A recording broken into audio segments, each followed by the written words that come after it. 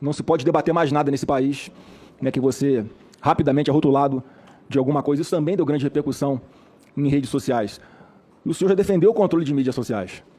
O faroeste digital que nós vimos, a expressão que o senhor usou, e que pode até ser razão.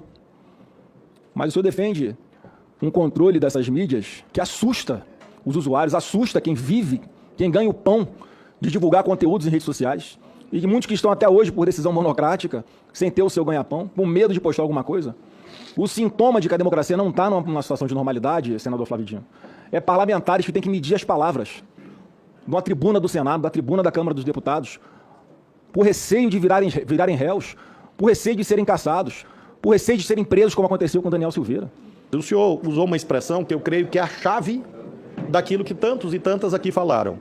O senhor usou a seguinte expressão: todos têm que medir as palavras? Sim, claro. Sim. Esse é o ponto. Essa é a diferença fundamental.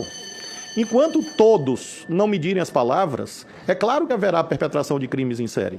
Isso vale para as redes sociais, o senador Petecão acabou de descrever. Se nós abrirmos, nesse momento, as redes sociais, e qualquer um aqui por amostragem, ou mesmo as minhas, nós vamos encontrar as coisas mais abjetas, impronunciáveis, criminosas, sendo escritas. Então o problema não é que medir a palavra esteja errado, como o senhor disse. É o contrário. Medir as palavras é o certo. Eu tenho absoluta certeza que o senhor faz isso em casa e todos nós devemos fazer na vida pública.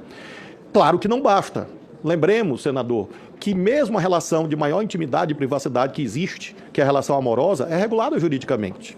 O casamento é governado por regras. A relação amorosa que se estabelece, ela é regulada pela Constituição, pelo Código Civil. A relação de pai e filho é regulada por leis. O senhor não pode fazer o que quiser em relação aos seus filhos. Ora, se todos os âmbitos da vida humana têm regulação, onde está escrito que só a internet não pode ter?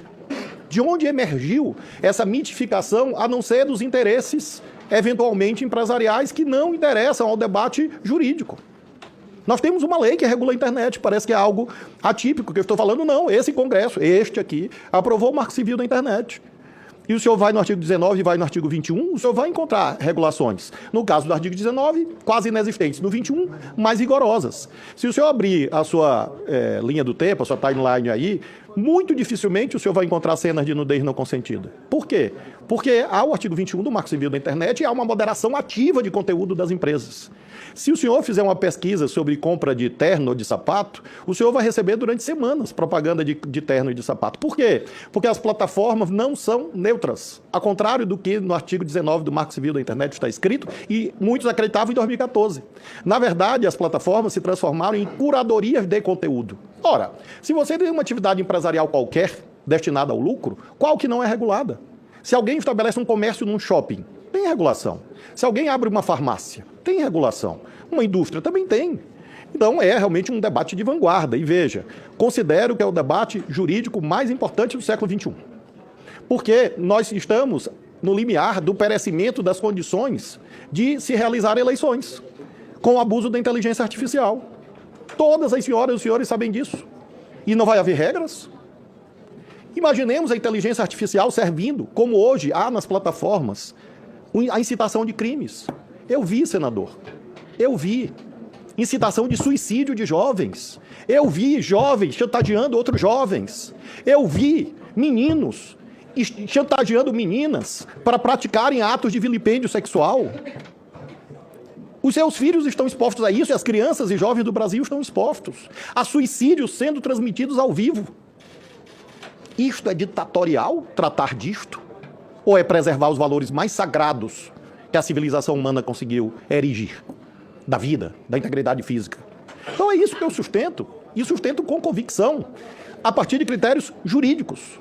Nenhuma atividade empresarial é desregulada. Nenhuma atividade humana é desregulada. E não há argumento de intimidade e privacidade. Porque no recesso do lar há regras jurídicas. Os homens podem bater nas suas esposas? Os homens podem matar suas companheiras? Não. E alguém vai falar de liberdade? Para matar? Para discriminar? Para ofender?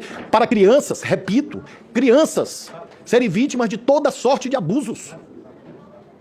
E aí, de fato, eu tenho uma convicção jurídica, veja, jurídica, de que o caminho da União Europeia é um caminho virtuoso. A União Europeia, que é o berço, junto com o Oriente Médio, da civilização que nós construímos nas Américas. A gente tem que perseguir são os criminosos, não são os instrumentos. Se alguém usa a internet para cometer um crime, para incentivar suicídio, para cometer qualquer crime que seja, a impunidade é que é o grande problema. As pessoas ficam impunes. As pessoas têm que ser investigadas e punidas na sua proporção. Não é a internet que faz isso, são pessoas que fazem isso. Assim como é equivocado achar que um instrumento, arma de fogo, que gera violência, não é. A arma não atira sozinha. É um criminoso que usa ela mal, ilegalmente. Esse é que tem que ser punido. As premissas estão erradas, do combate é um problema.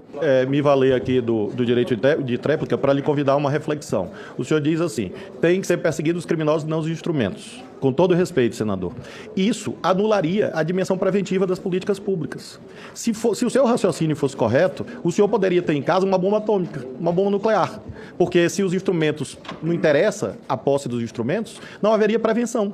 E apenas uma atividade puramente repressiva. Ora, eu tenho outro sistema de crenças. Entre esperar uma criança ser violentada e para apurar o crime, eu prefiro prevenir para que a criança não seja violentada. Entre esperar que uma pessoa seja vítima de instigação ao suicídio para apurar quem instigou, eu prefiro lutar para evitar o suicídio. Entre você apurar um homicídio, a política pública, a política legislativa e mesmo o Poder Judiciário deve procurar evitar o homicídio. Aliás, os cânones de direito penal dizem que o direito penal tem uma dupla função, a função repressiva e a função preventiva. E é isso que eu acredito que a regulação cumpre um papel, defendendo inclusive a atuação do Congresso. Porque se você não acredita em regulação, você não acredita no parlamento. Porque a função principal do parlamento é regular as condutas humanas.